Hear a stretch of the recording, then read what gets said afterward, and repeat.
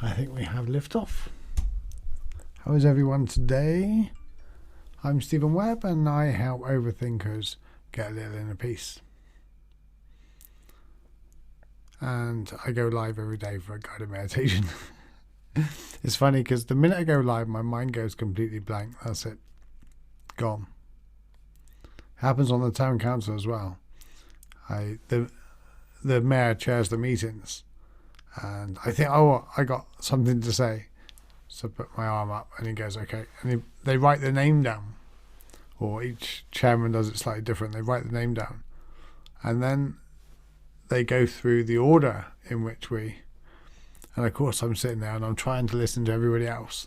And then the mayor will go, Councillor Webb. And I'm like, yeah, I have no idea what I was going to say. I forgot now. So I try to start talking. And I normally end with yeah, that's all I've got. Because it stopped. My mind just gets halfway through and just goes, well, no, that's it. I'm done with you. I want to think about something else. Does anybody else have that problem? The minute the spotlight is on you, that's it. You know, my mind has loads to say when the spotlight is not on me. And then when the spotlight's on me, my mind's like, over to you, Stephen. I got nothing to do with this, and leave me out of it. And it leaves me in the lurch. Hi Cheryl, hi Penny and Sherry and Terry. Cheryl, Penny, Sherry, Terry. We can make a rhyme. And Laura and Annette on YouTube. Blessed, and you, Facebook beat YouTube today. Did it? That's the first. I'm impressed. I'm actually thinking about, I almost did this meditation from out for a walk. And I was really tempted to disappear out and go for a walk and do a meditation. So I might do that tomorrow. Because I'm allowed out for a walk. As long as I don't randomly hug people and stand too close. So it'd be okay. And I've watched a series called Strike Back on TV recently. And because I've watched them back to back, I've kind of binged them in the evening during my meal. And there's a lot of shooting. There's these maverick guys. You know, the kind of movie where you got the whole army shooting at them in the broad open. And yet they can kill the whole army with a 9mm, like a handgun. And they don't get shot at all. That kind of movie, that kind of series it is. Well, I had a dream. I was thinking about it the other day, and I had a dream about social distancing. And somebody got too close, and I was getting my 9mm. I was like, no, get back on your knees. Stay away from me, 2 meters.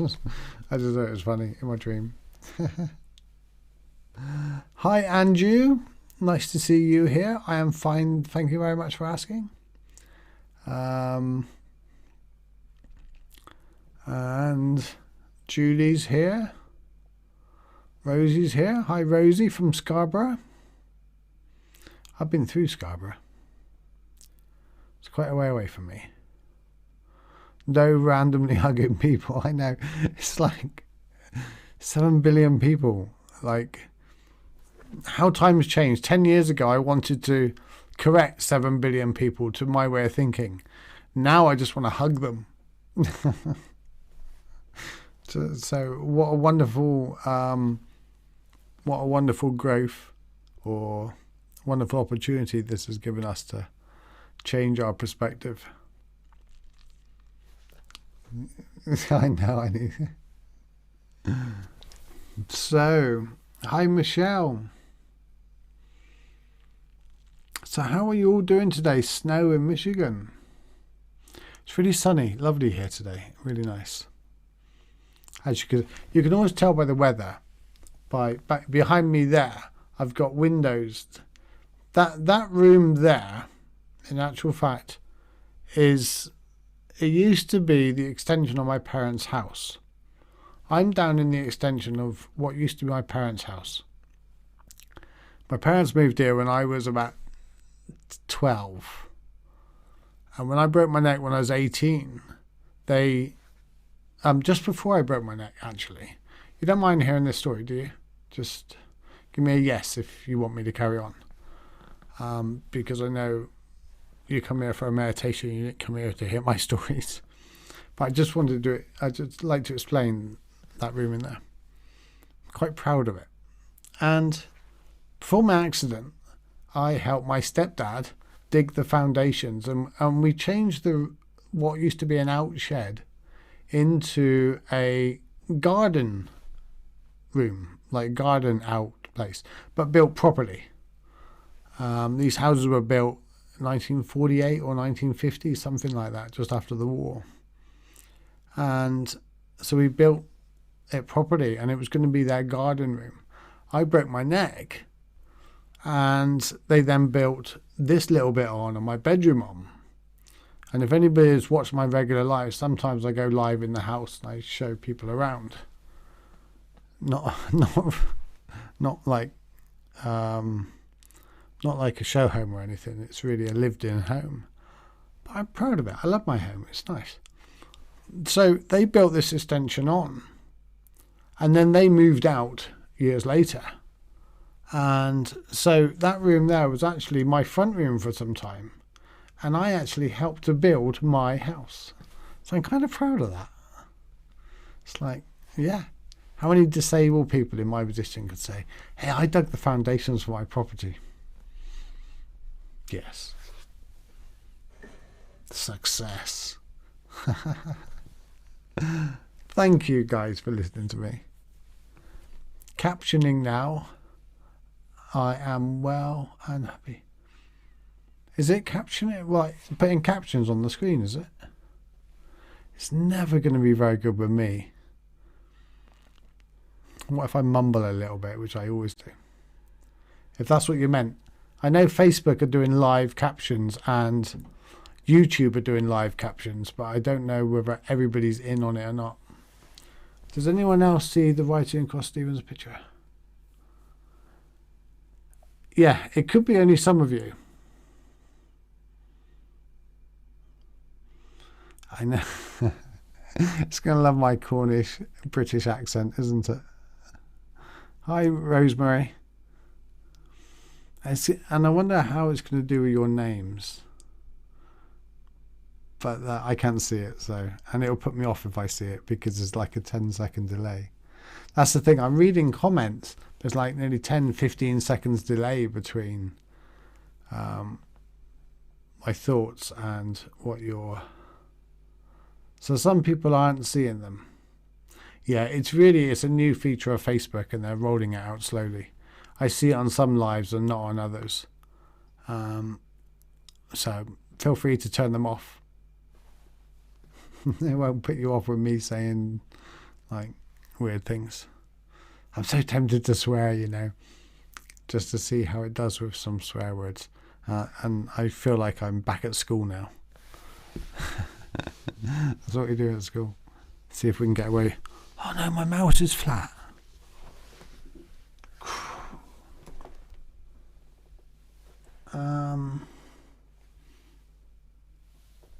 Okay, that's a problem because I cannot reach the charger for it. It's on the floor.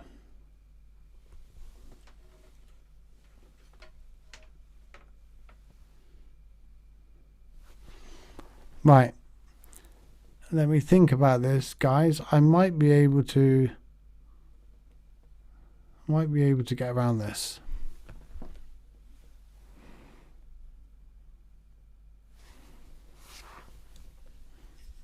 Talk amongst yourselves for a moment. I'm just thinking how I can reach the cable off the floor.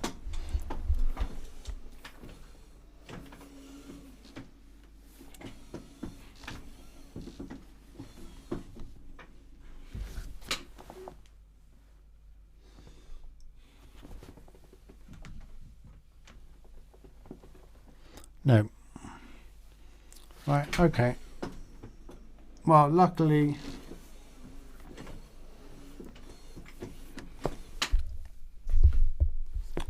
I can still do today's meditation. It's just I cannot stop the live, so you might have me live for the next 3 hours. It's fine. Right. Let's get on with the meditation. I've got some buttons here that I can press, so that's like the modern technology. So let's see if this works.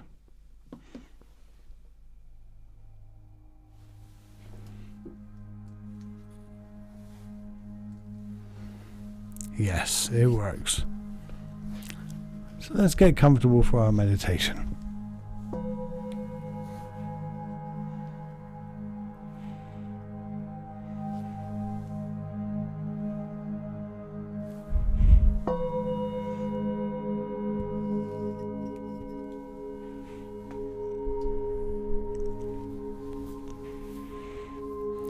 And today's meditation is just sitting in unity, in wholeness.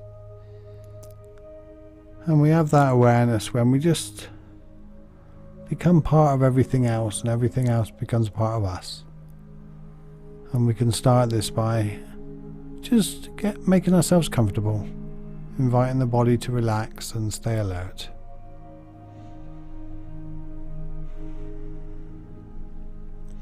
Keep your back up straight and tuck your chin in a little and place your hands on your thighs.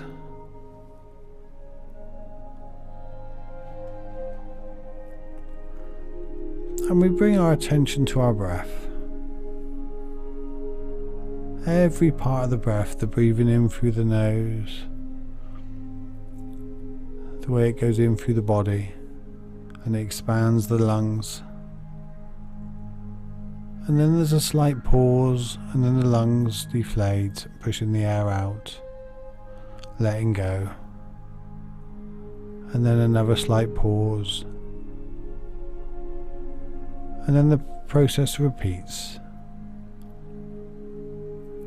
There's no need to change your breath in any way. Your body knows exactly how to breathe. It knows how much oxygen it needs.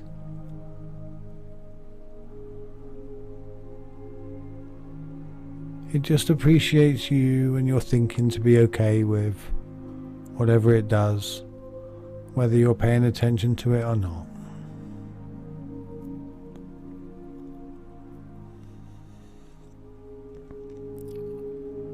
And the first part of the meditation is always just to ground ourselves and bring the mind and the body in line. Because if you notice, when you focus on the body and when you bring your awareness to your breath, your mind naturally becomes calmer, becomes quieter, becomes more peaceful.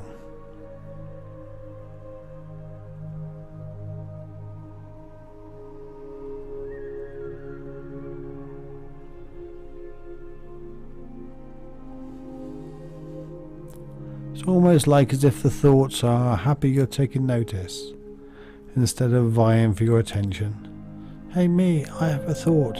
Listen to me, listen to me. So instead we're just bringing it all as one.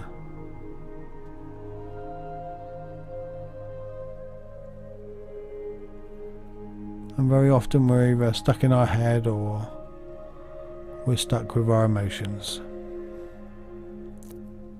And the idea is to open the awareness of both so they can be together as a whole.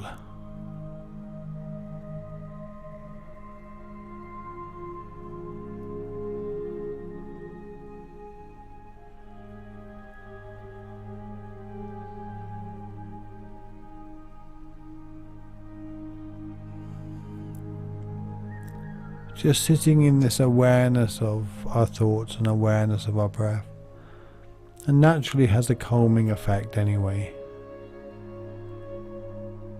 And as we keep relaxing more and keep inviting your body to go deeper and deeper, your mind naturally becomes quieter and quieter.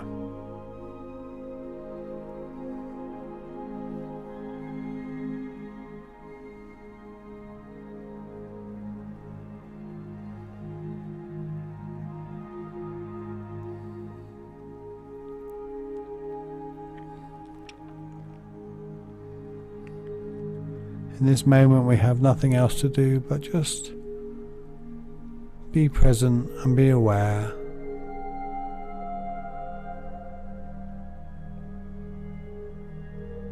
And if your mind wanders into thought or story, see, when we're just thinking about our breath, or when we've been aware, that's not thinking.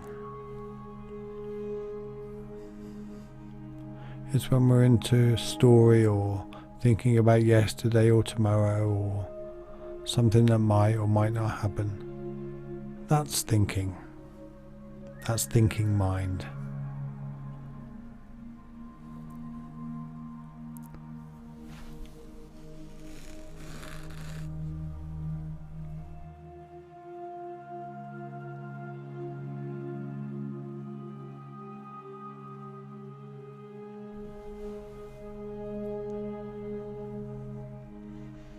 And as we expand the awareness to all of our body, not just our chest and our hearts where most of the feeling happens, the feeling actually happens throughout our whole body. When we slow down and become really aware of the breath, we're not just breathing into our lungs. As we breathe in, we breathe into the whole body.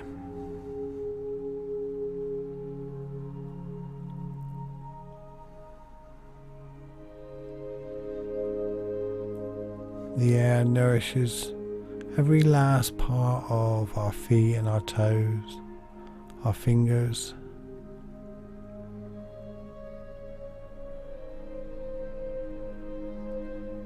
They all equally enjoy the awareness and the slowing down and the peacefulness of when the mind and the body is one.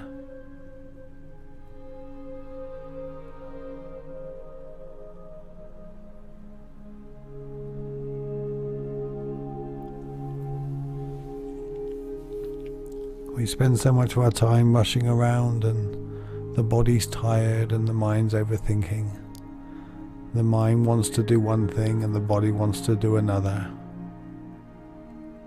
We tend to avoid the body if we can. The mind doesn't want to hear the body's complaints, and the body doesn't want to hear the mind's complaints. But really they are one. They're one part of the whole. And our breath is the gateway to this awareness, this peacefulness.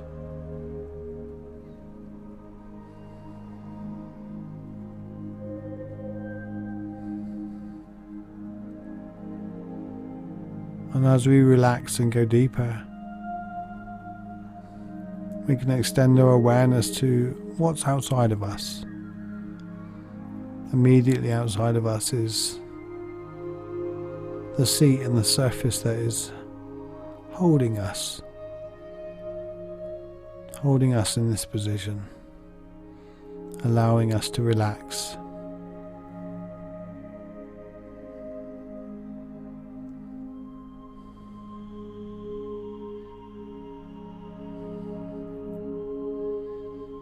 And then everywhere around us is the air that we're breathing in and out.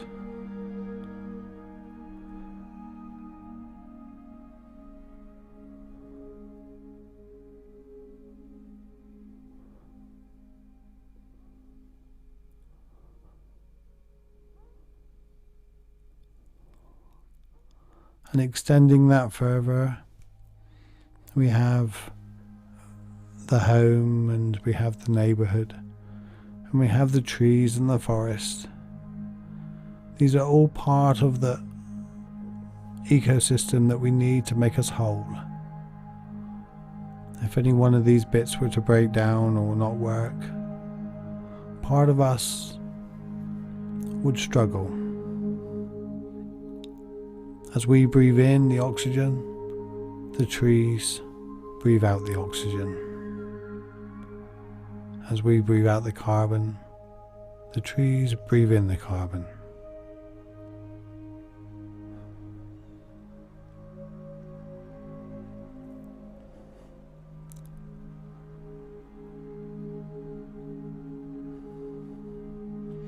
We're not separate to nature, we're not separate to the trees and the plants. They are part of the whole process.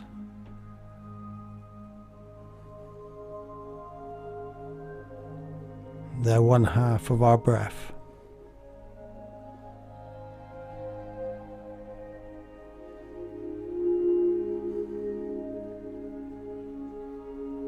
And as we slow down and relax even more,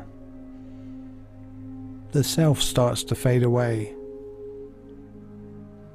and you're just left with this awareness that you're part of this whole.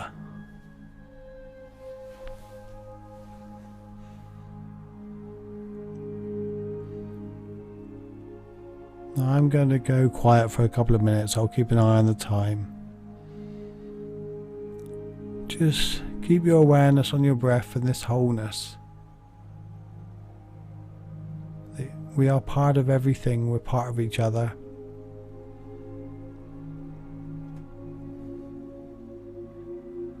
And how does that feel being held like that?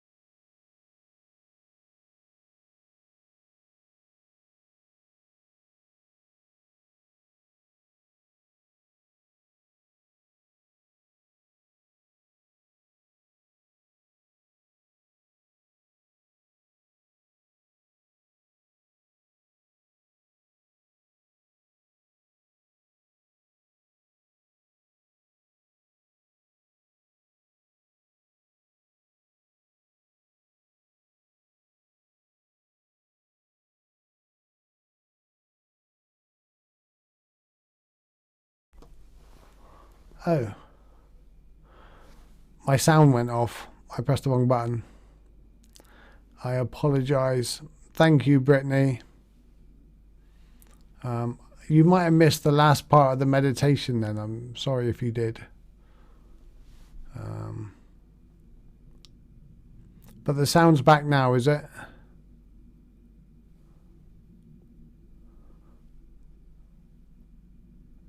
Brilliant. Thank you, Brittany. Thank you, Annette, Christine, and Laura, and Cheryl, and everybody that let me know, Michelle. So, did it mute during the meditation? Did you miss the last piece? If you did, I apologise. I was basically saying my mouse has gone flat, and I cannot reach the cable to plug it in. So therefore, I'm relying on a couple of buttons that I'm not quite sure what they do. So that's where it all went wrong. Thank you for persevering with me, guys. Thank you for letting me know. Yeah. So I don't know how much the last bit of the meditation you got, but I was just saying how interdependent we are on everything. And we often think we're individuals. And this is why we have so much pain, is because we long for connection. And we don't realize we're connected with everything. We're connected with the air around us. We're connected with the seat we're sitting on. We're connected via internet and Zoom now on an emotional level. You know, we're connected feeling-wise. You know, if one of you are feeling off and you start typing in a certain way, I'm going to feel it, and the rest of us are going to feel it. We're so connected on a deeper level, on a voice, on a level that the ears don't hear, that only the soul hears, the self hears. Restream said, congratulations, I've reached 100 messages. Thanks, guys. I win a prize. We are one, absolutely. Thank you, Cheryl. No, the meditation was fine. It started after that. Okay, it must have been when I picked up the button or something. That's cool. We never get any medications. Meditation. Is it still messing up my voice on the things?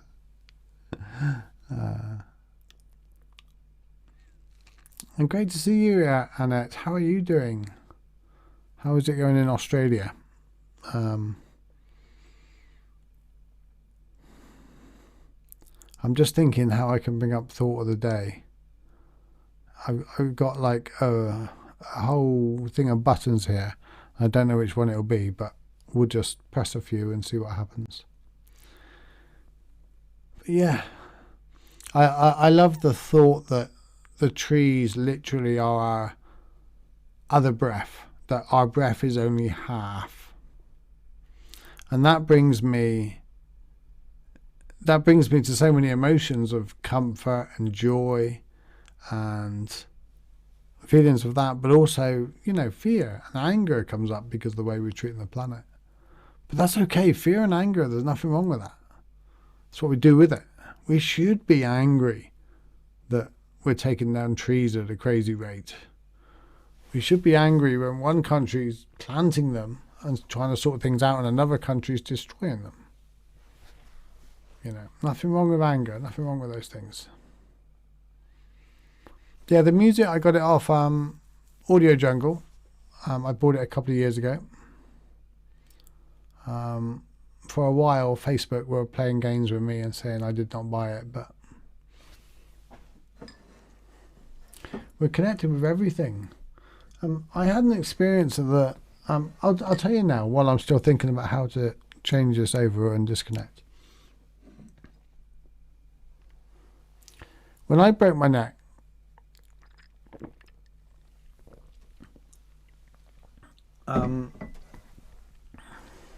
I got to change my milk. Milk's a bit. When I broke my neck in the swimming pool, when I dived in, I took enough air to dive in and come back up, and I hit the bottom, and I broke C5. And if you feel down the back of your neck, the first two bones you cannot feel. But then the next three, I broke the third one that you can feel. And because it went right through the spinal cord, I've got no feeling from here down. I cannot feel my hands. I cannot move my fingers or thumb. I could literally bite my hand and I wouldn't know. To the extent that when kids, like, I say I can't feel my hands, so many times I found kids like in the corner of my eye pinching my hand because they don't believe it. It's like, really? And they're digging their nails in and all that, especially when they're about 5, 6 years old, because 5, 6 year old kids don't really care, do they, about anybody else, but they care about it. It's like, ah. I'm like, I told you I didn't feel it. You will not hurt me. And they look at me as some kind of superhero. It's like, wow. It's like, yes, I could have my arm chewed off. And, well, no, it probably would hurt somewhere. But I dived in the bottom of the pool and I broke C5, instantly hitting the bottom. And I was instantly paralyzed. And I thought I broke my arms. I didn't have any thought for the rest of my body. Because I can kind of feel the top of my arms and my elbows a bit. And so I tried to move my arms. And because my neck was so swollen and the initial impact, I couldn't do that. So I couldn't even move my arms to swim to the surface. So I was there lying on the bottom of the pool. And I was a joker. So 18 years old, my friends thought, oh, he's just messing around. Big lesson in that story. Boy who cried wolf. And the joker. But eventually they come and got me. But before they come and got me, I went into a panic that I was going to die. I realized at that point I was in grave danger, and I took a deep breath. But of course it was water. And then something extraordinary happened. I had an experience that I couldn't explain, and I didn't tell anyone really for 25 years. And it wasn't until I had my real breakdown at 40. I say breakdown, I hit rock bottom at 40. That I started reading books. I started studying Buddhism, and I started studying a lot more into how the body works and the universe and the planet and things like that.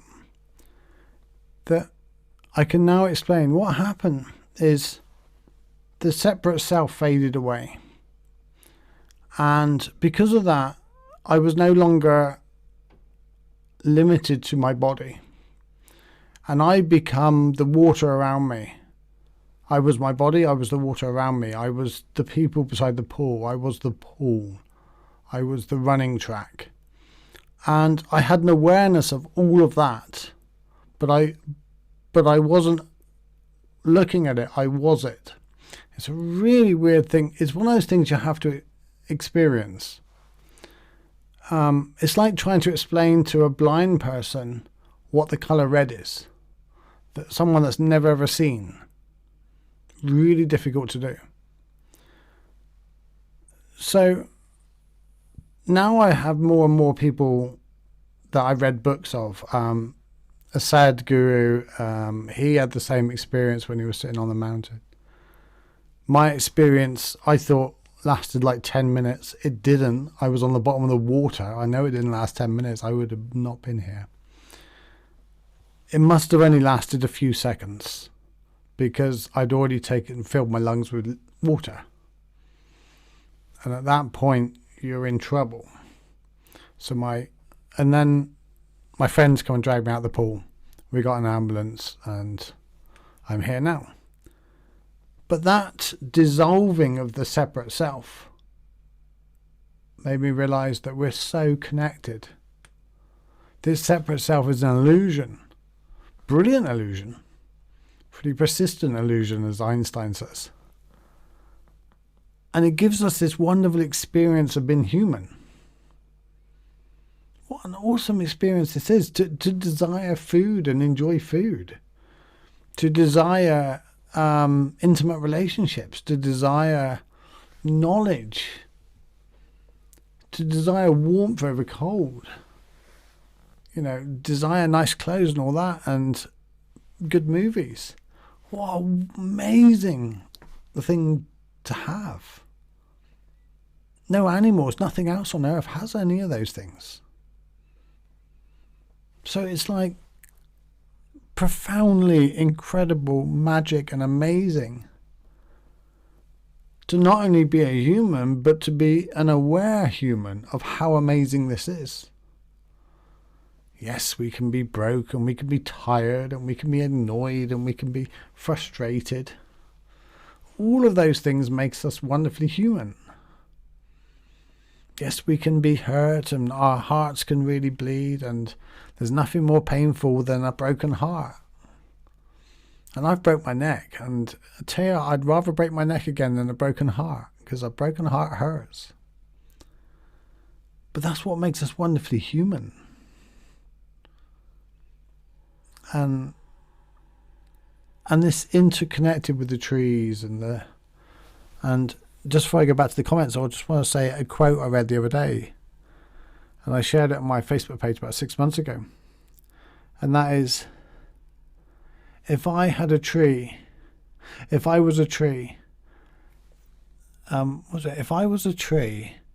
I would find, I couldn't find any reasons to love a human. Boy, did that hit home. If I was a tree, I couldn't find any reasons to love a human. And they breathe for us. You know, how could we not love them? So, you know,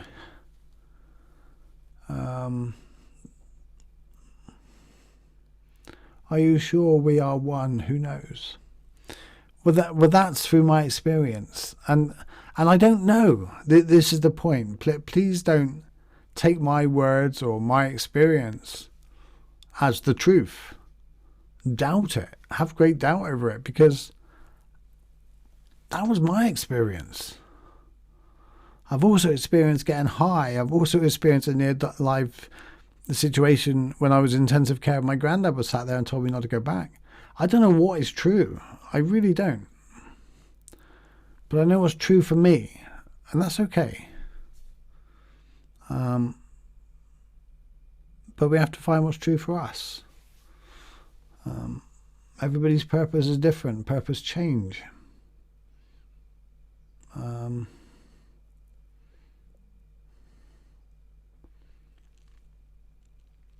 trying to look back, because there's a lot of replying here. We're connected with everything. We just know how to put it in place. There is actually an MRI scan kind of thing, where we know there's two parts of the brain now. I think it's Janet Bolte Taylor, that she's a neurologist, and she had a stroke. And during that stroke, the end of where she, her hands and all finished, and the air around her starts, faded and become one. Because where my bum ends and my seat begins, my body knows, but the atoms are no different. They're matter, just the same as anything else. So how do we know where our hands end? How do we know the object in our hand isn't our hand? It's an illusion of the brain. The brain creates it. And it also creates a sense of where we are. And if I hold a tennis ball to your hips, I'm going to ask you all this now. So bear in mind a 10-second delay. So I'll have to ask the question, and then we'll have to wait. If I held a tennis ball next to your hips, and I said to you, how close is that to you? Would you say that is far away or close? Far away or close? I'm going to read a few comments while we're doing that. Sorry, oh my God, Stephen, you pass through a lot, but you're a strong survivor. God bless you. Thank you. It's, I wouldn't choose any of it, but I'm glad I had all of it.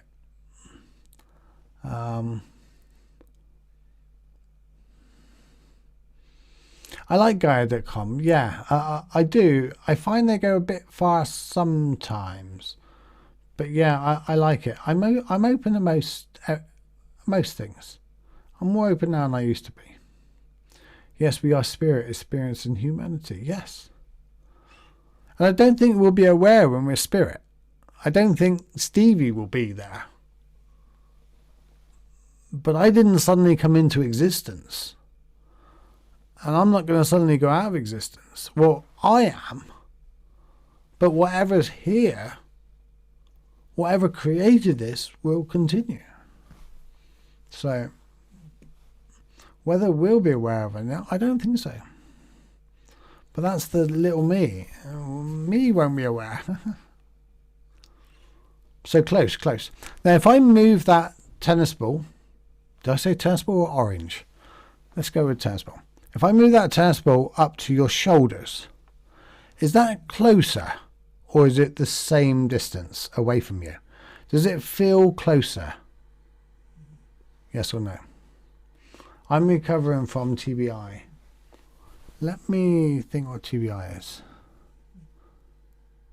I had I'm not a sub... Oh, is it like a stroke? But I don't know the words. So yeah, it's...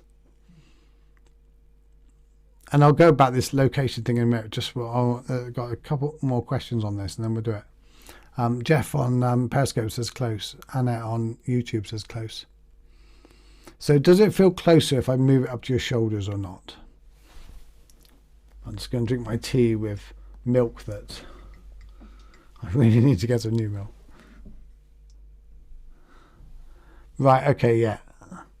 So Sherry says closer. No, wait, I think it would feel closer. Yes, absolutely. So now if I moved it right next to your eyes, right here, I might put it real close to your head, right next to your eyes. Does that feel even closer? I think of my body as a cardigan. When I no longer need it, I will shed it. I am me inside always. I like that.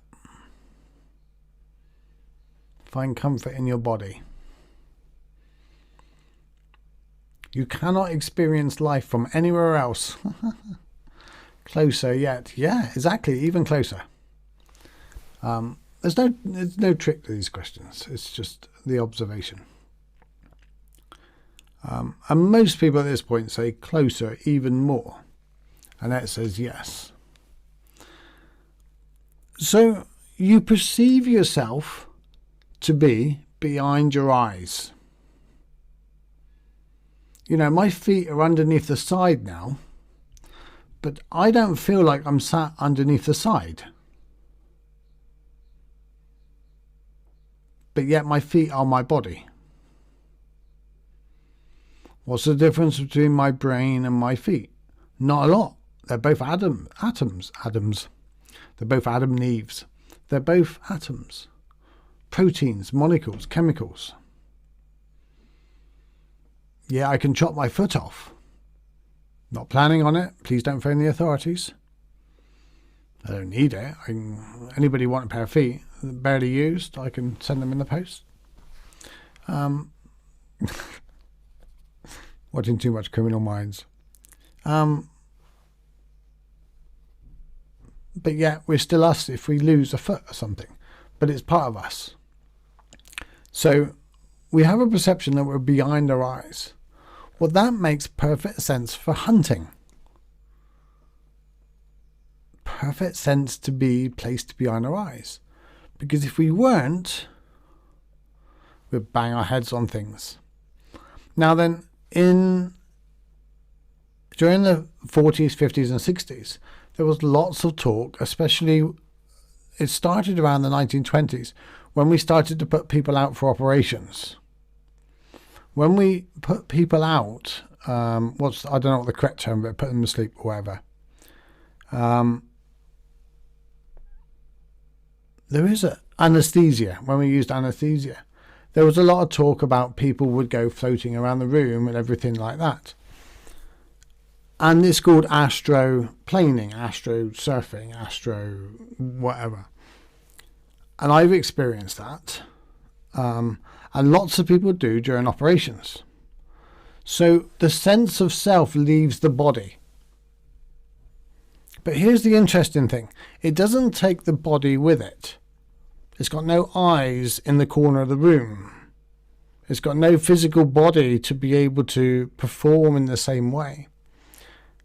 And they know this because on the floor of the theatres in the late 60s and 70s, they painted them bold colours and they put really bold shapes on the theatre floor.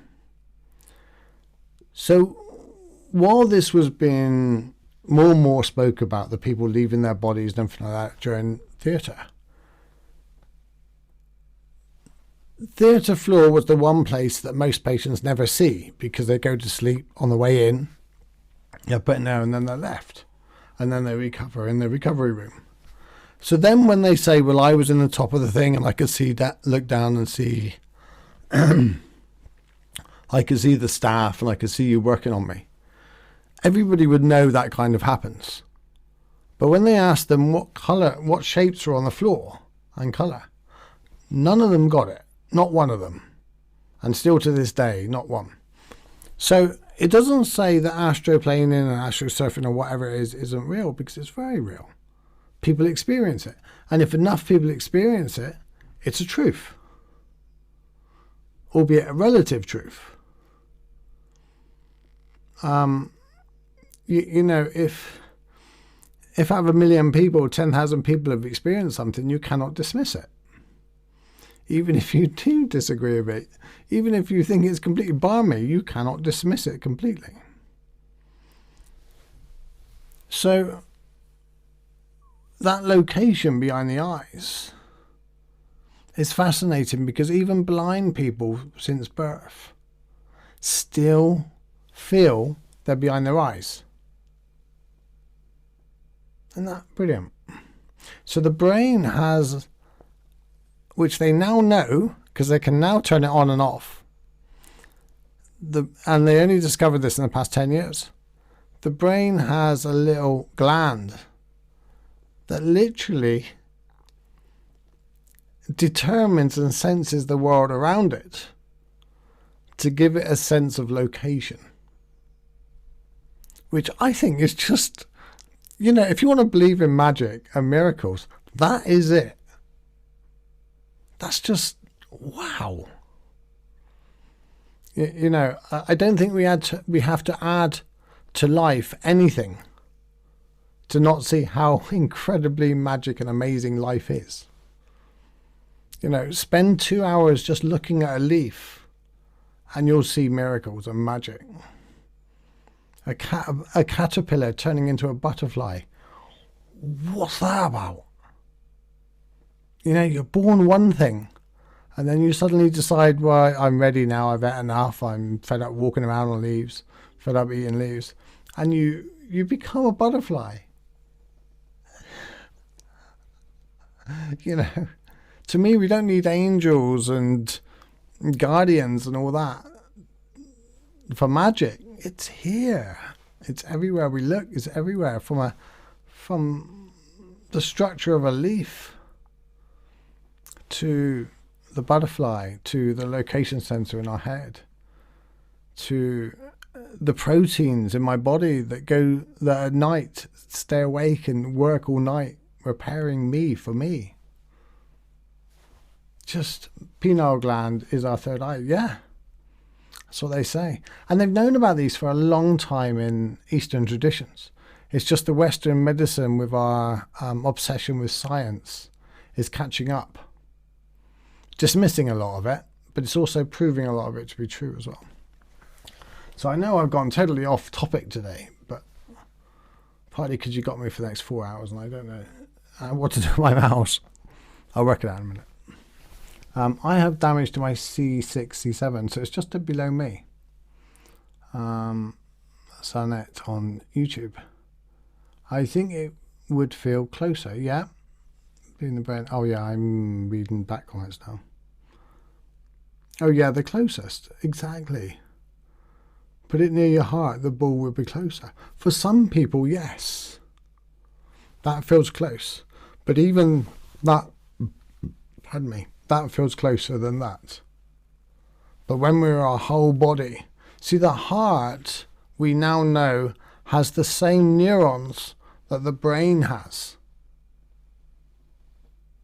They're all over well, the whole body does actually, but the heart has loads of them. So that's really interesting. It's really interesting studying people that have heart transplants. The way they feel different, the way they suddenly have an urge for different things. Now, most people that have transplants have an urge for music and things like that for the simple fact the rehab encourages that. But there's a lot of other things that is not explained by rehab. Jeff Taylor says, I have a T1, T3 compression fraction from a car accident in 2001 and feel more connected. Now, isn't it funny? See, I feel more connected with my body ever before than, and I don't feel none of it. Somebody could literally come up and nick my toe while I'm asleep and I would not know. So, absolutely, Sherry. Everything is all around us. The present moment is our lives, yeah? I enjoyed Off Topic. Thank you for allowing me to indulge my storytelling ego for a minute. I'm in for 4 hours. Thank you, Sonia. You guys are awesome. Uma. Wow, on Periscope. But yeah, it's absolutely fascinating, the whole body. I just sit in absolute awe of this whole experience. You know, some people walk the dog. You know, when I had Bounty and I used to walk the dog, I was fascinated the way he had no interest in the stars. And yet here I am, another living flesh, very same as Bounty, 2 eyes, nose, heart, lungs, liver. You know, we both evolved from the same origins. Yet here I am looking at the stars, wondering what's out there. And about, I don't know, 6-7 billion years ago, a star had nuclear fusion and it sent out a photon. And for, I don't know, 5 billion years, that photon has been traveling through space in the darkness, just waiting to hit something. Because light has to hit something in the dark to reflect and so we can see it. Light is everywhere. The light is all over the darkness. But you need to intercept it. You need to shine. You need to be there to hit it. So that photon that's been traveling for 5 billion years, it set off when our planet was nothing more than a molten rock. And it wasn't even round. And the whole of evolution happened while that photon was on the way. And then at one point, I'm out walking the dog.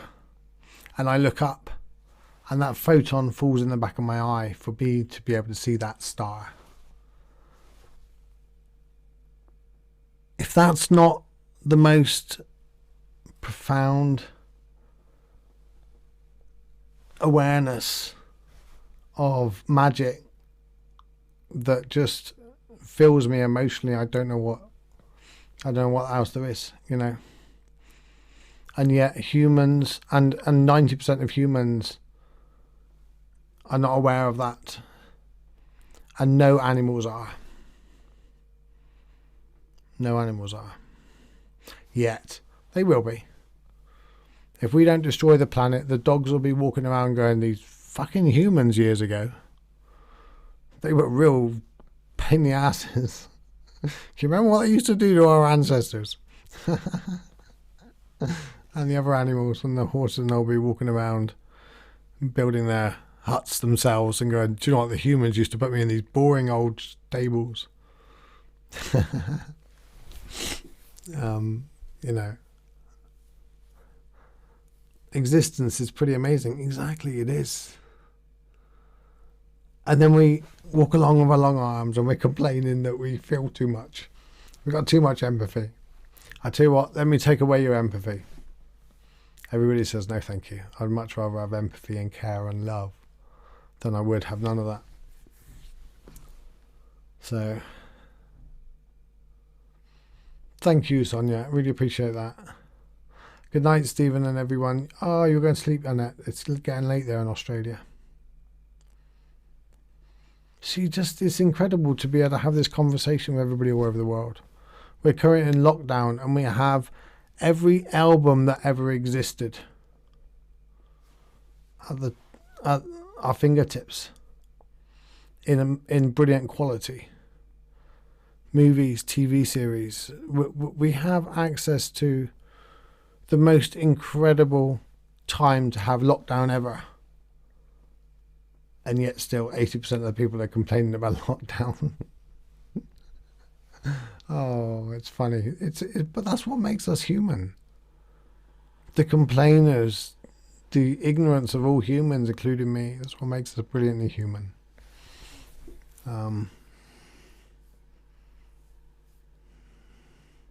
It's our responsibility to gently awaken the 90%, yes. And we do that by being awake. We do that by going for a walk with someone and asking them what can they see, what can they hear. Sit next to this tree, what can you learn from the tree? And let them wake up. We cannot wake anybody up. This is really important. I spent 30 years trying to wake up 7 billion people and I realized I was fast asleep. Now all I'm doing is trying to wake myself because I've got no influence on when and how others wake up, especially when I'm not awake myself.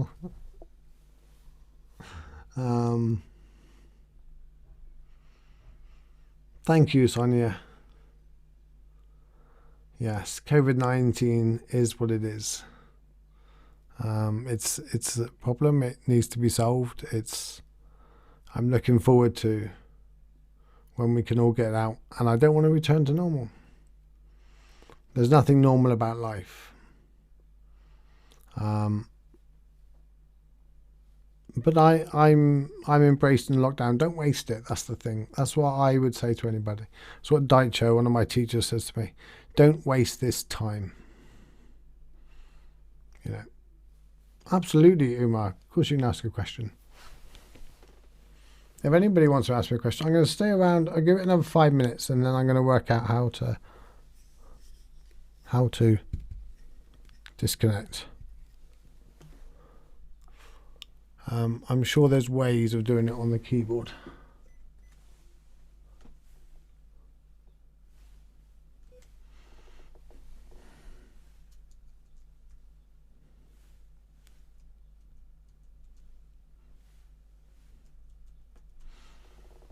Or maybe not.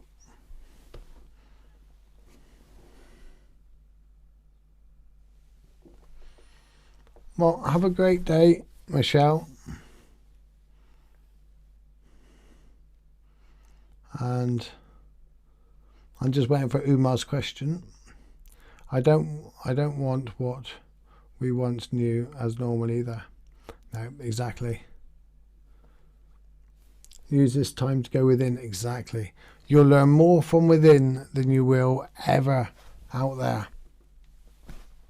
All the answers are always there, but they're within. Do you wish you had the exposure, understanding that you have now when you were younger? Good question.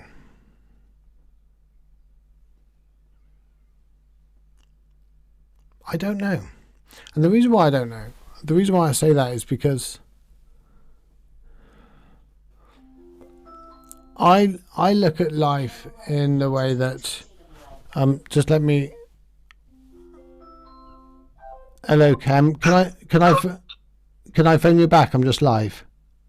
Oh, sorry. Okay, love you. The reason why is because if we look back at anything that goes wrong and we look at it as some kind of rosy alternative, then we end up suffering because we think that it would have been better. So I don't look back and think, I wish it was different, or I wish it was this, because I might have gone back and had the insights that I have now then, but life might have been completely different for me. I'm comfortable in this moment, and hopefully I'll look back in 10 years' time and see how ignorant I am right now, because that means I continue to wake up and I continue to grow. Not sure that's answered your question, but we often see alternatives as in rose-tinted glasses.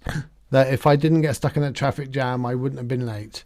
If I hadn't broke my neck, I would have been a brilliant family man. I'd have had family. I would have been rich. I'd have been this, that, and the other. The truth is, we don't know what would have happened if things were different. So I wouldn't like to gamble with my life or anybody else's life, because if I had the awareness back then, I might have had a way worse life. And it comes to us when we're ready. When we're ready. If I did have to have a wish, it would have been to read more books when I was younger. I never read books till I was 40. And I regret that. Right, I need to work out how to disconnect. Thanks, guys, for staying with me today. Thank you for the extra time, and thank you for listening.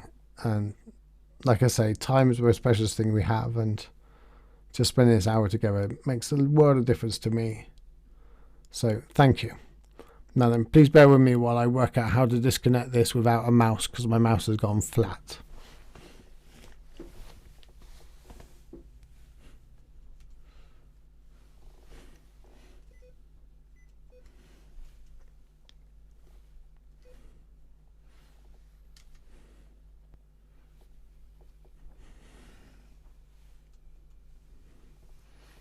Oh.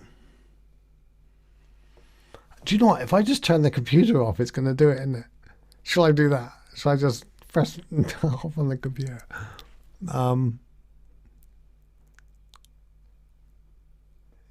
Yeah, I'm going to do that, guys. I'm just going to turn the computer off. Take care. Bye.